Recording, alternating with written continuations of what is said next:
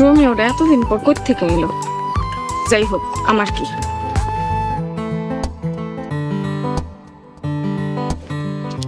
কেমন আছো? জি ভালো আছি। জানতে চাইলে না আমি কেমন আছি? আমার আবার এত জানার ইন্টারেস্ট নাই। তুমি এত পাষাণ কেন? আমি এমনই, আল্লাহ আমারে এমনই বানাইছে। বুঝছি, দুনিয়ার সব মানুষ মাটির তৈরি আর তুমি পাথরের। না, আমি লোহার তৈরি। আর কিছু কইবেন? তোমাকে অনেক সুন্দর লাগতেছে। হ, এটা অনেকেই কয়, আর আমিও আয়নার মধ্যে দেখি, তাই এতটা অবাক হইলাম না। Thank you. থ্যাংক ইউ কেন? এই যে এতক্ষণ আমার সাথে কথা বলার জন্য। আগে তো আমার সাথে কথা বলতা না, এখন তো একটু একটু কথা বলো। কথা বলা আমার ভুল হয়েছে, আর কোনোদিন আমার সাথে কথা বলার চেষ্টা করবেন না, তাইলে কি করে বুঝতে পারবেন। আমি তো প্রতিদিনই আসমু, প্রেম আমি তোমার সাথেই করবো। I love you.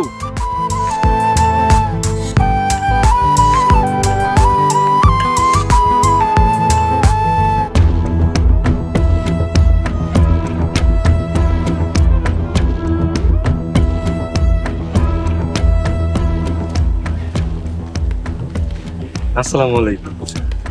ওয়ালাইকুম আসসালাম। মাস্টার, শুরুতে আসতে বলছিলাম, বলছো? জি মোড়ল সাহেব, বলছি।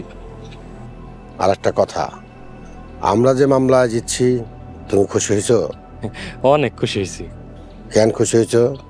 আমি আপনাদের বাড়িতে থাকি, আপনাদের বিজয় মানেই তো আমার বিজয়।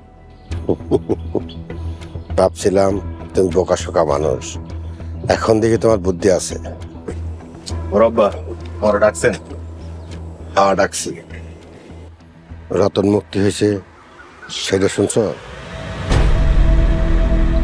এইবার তো ওই রিক্সালার গোষ্ঠীরে একটা শিক্ষা দেওয়া দরকার। আমিও চাই অগরে শেষ করে দিতে। আর মারামারি না, এবার বুদ্ধি খাটায় কৌশলে কাজটা করতে হইব। আপনি খালি একবার কন কি করতে হইব? ওই রিক্সালার জব্বার পঙ্গু হওয়াতে ওদের অবস্থা তো খুবই খারাপ। এখন রিমার জামাই রিক্সা চালায়, ওই রিক্সাটার একটা ব্যবস্থা করতে হইব। তাহলে ওরা পথের ফকির হয়ে যাইব। এই তো বুঝতে পারছো, একটা লোক দিয়া ওই রিক্সাটারে চুরি করা। ঠিক আছে বড় আব্বা, আমি রিক্সা আজকে চুরি করার ব্যবস্থা করতেছি।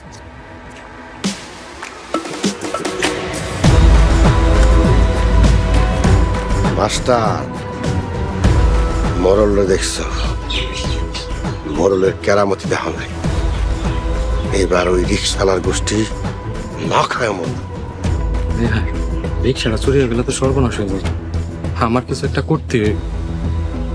মাস্টার, বিড়বিড় করে কি কইতাছ? মোড়ল সাহেব, এই মুহূর্তে আমার টয়লেটে যাইতে হবে। তাহলে দাঁড়াইছো কেন? যাও।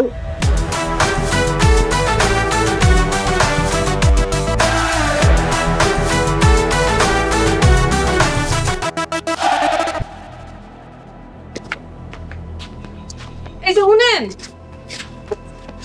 কই যাইতেছেন? রিক্সা নিয়ে বাইরে। ছোট আম্মা রিক্সা চালাইতে না করছিল। আমি একটা শিক্ষিত পোলা হয় কি এমনি রিক্সা চালাইতেছি, ঘরে চাল নাই, খামু কি? আব্বা সুস্থ হোক, এরপর একটা চাকরি খুঁজবো। আচ্ছা ঠিক আছে, তুমি আসার সময় বাজার লয়ে আইসো। তুমি বাজার আনলে আমি রান্না বসাই। বাজারের টাকাটা হইলে আমি চইলাম। আর আব্বার লেগে ওষুধ আনবো না? ওষুধ আনুম। তোমার কিছু লাগবো? আমার কিছুই লাগবো না, তুমি খালি ভালোই ভালোই ফিরাইও। আমি ফিরে আইলে হইব তো? আমগো বাড়ির সবাই খেয়ে পাচ্ছে, তুমি তো আমার বাড়ির লোক করে চিনো না। ওরা না আবার তোমার কোনো ক্ষতি করে ফেলা? ওরা আমার কিছুই করতে পারবো না। তুমি তো আমার ভাই করে চিনো না, ওরা যে কোনো সময় তোমার একটা ক্ষতি করতে পারে। তুমি সাবধানে থাকো। আল্লাহ ভরসা, তুমি চিন্তা করো না, আমি তাহলে গেলাম। নিজের খেয়াল রাখো।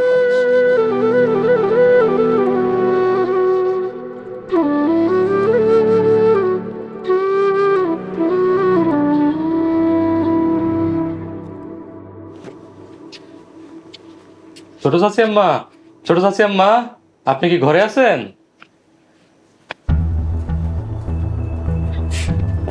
ইস আবার কোন জরিমানার কথা কইতে আইছো? না, জরিমানা করতে বলে নাই, তাহলে কেন আইছো? একটা দরকারে আইছি। আমার কাছে কারো কোনো দরকার থাকতে পারে না, কারণ আমি মোরল বাড়ির কেউ না। রাগ করেন না, একটা জরুরি কথা কইতে আইছি। বলো, কি তোমার জরুরি কথা? রিমার জামাই কি এখন তার বাপের রিক্সা চালায়? তাতে তোমাকেও সমস্যা কি? না, সমস্যা নাই। মোড়ল সাহেব সুরজ বাইরে পাঠাইছে লোক দিয়ে ওই রিক্সাটা চুরি করে আনার জন্য। কি কইতাছো এইসব? কেউ জানে না, শুধু আমি জানি। রিক্সাটা চুরি হয়ে গেলে রিমার জামাই তো পথে বসে যাইব, তাই আপনারে বলতে আইছি কিছু একটা করেন। হায় হায়, সর্বনাশ হয়ে যাবো গা। আমি এই কথা কেমনে কমু? মাস্টার, তুমি কি চাইতে পারবা? না না চাচি আম্মা, মোড়ল সাহেব জানতে পারলে আমার মায়ের ফেলাইব। আমি বেঁচে থাকতে রিমার এত বড় ক্ষতি হইতে দিব না। আমি নিজে যাবো। সাবধান।